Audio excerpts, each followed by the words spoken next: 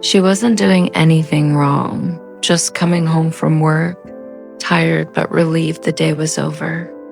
But in her own neighborhood, even that was enough to draw suspicion.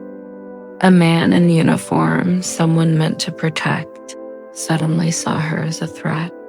His hand reached for his weapon, and in that moment, everything changed. What he didn't know was who she really was or the storm his actions were about to unleash.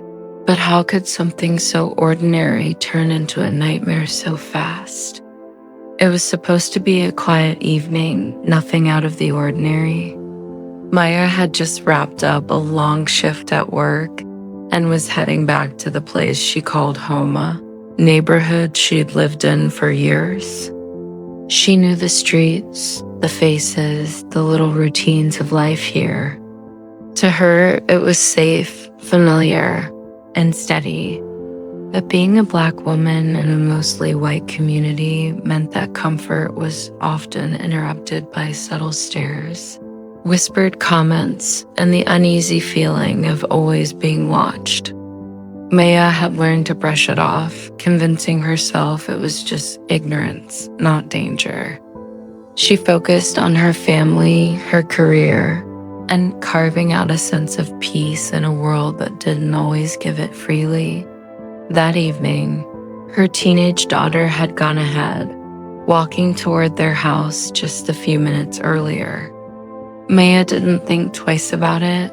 Why would she? It was home, after all. Yet, what neither of them knew was that someone else had noticed. Someone who didn't see a mother and daughter, but strangers who didn't belong. And for this person, suspicion wasn't just a thought, it was about to turn into action. Because in that quiet neighborhood, a storm was already building. But what happens when suspicion turns into a weapon?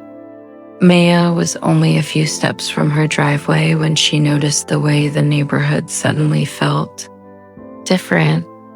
The usual stillness was gone, replaced by the slow crunch of gravel behind her. She turned, expecting to see a neighbor. Instead, a man in a dark HOA security jacket stood at the end of the street, staring.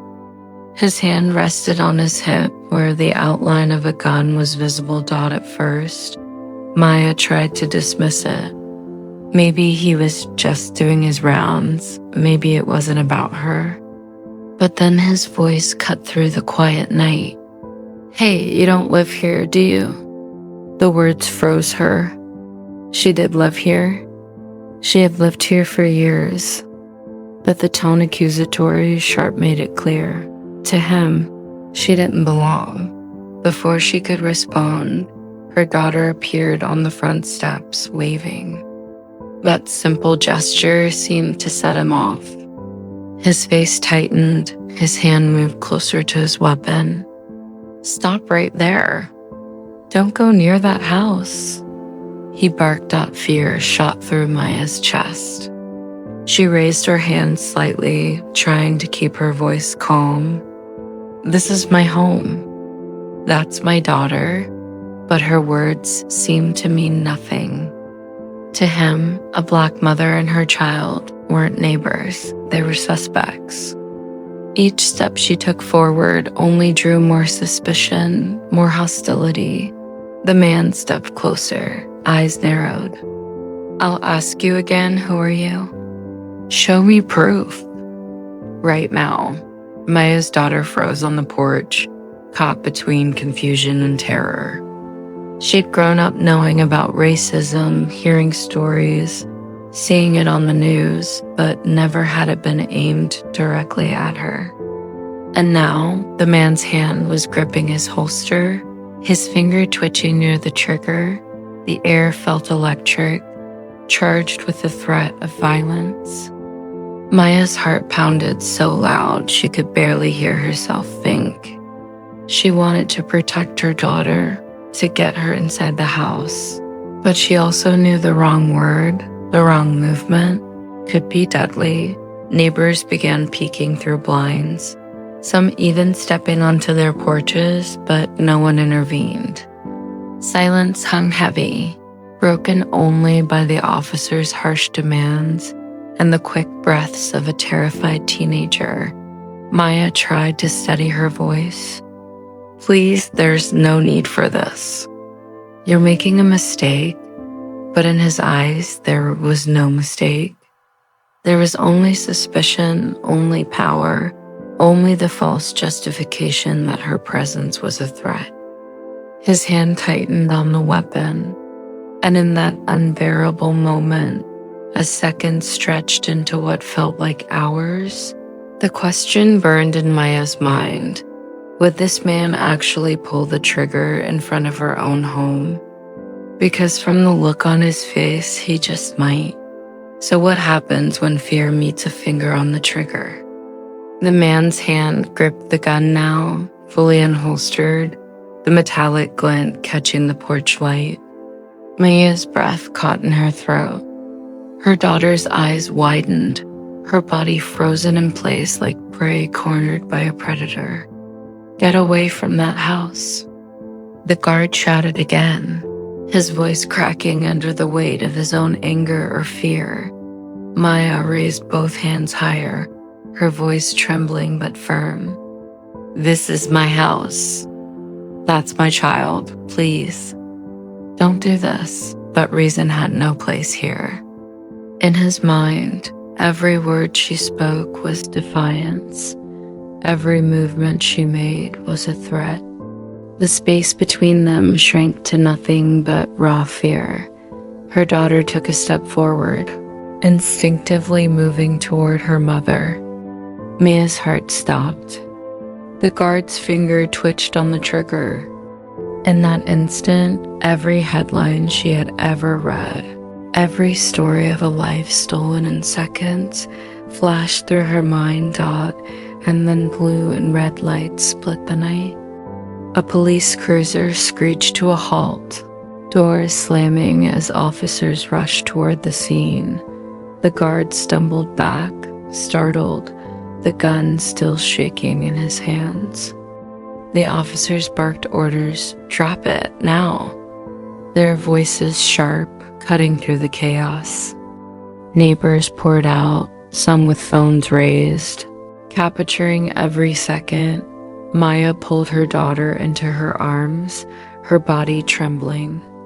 Relief should have come, but it didn't, because as she looked at the weapon still aimed in their direction, she realized just how close they had been to becoming another name, another statistic, another story whispered about but never forgotten, and the question hung in the air, unspoken but heavy. If help hadn't arrived at that exact moment, would they have survived the night? The flashing lights eventually forced the guard to lower his weapon. Officers stepped in, separating him from Maya and her daughter, though the damage had already been done.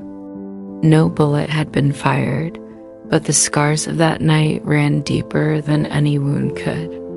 For Maya, the sight of a gun pointed at her child on her own front lawn would never fade. For her daughter, the memory of being treated like an intruder in the place she called home would shape how she viewed the world forever. But what neither the guard nor the neighbors had known was that Maya's daughter was far from powerless. Behind her youthful face and quiet demeanor stood years of training, discipline, and a title that carried weight: FBI Tactical Commander. She had spent her career preparing for high-stakes moments, protecting others from threats far greater than this one. And yet, on this night, in her own neighborhood, none of that shielded her from being seen first, and only as a threat because of her skin dot in the days that followed. Questions swirled. Neighbors whispered, footage circulated, and the HOA scrambled to distance itself from the man who claimed he was protecting the community. But the irony remained painful.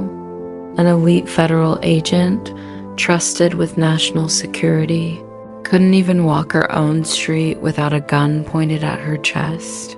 If an FBI commander isn't safe in her own neighborhood, what hope is there for anyone else? Because for Black families, safety isn't guaranteed by titles, uniforms, or badges. Even the highest rank doesn't erase the prejudice that lingers in everyday life. And that's the weight of this story. It isn't just about one guard, one family, or one night. It's about a system where suspicion can pull a trigger faster than compassion, where being Black can still be treated as a crime dot. So the question remains, if even an FBI commander isn't safe at home, who is?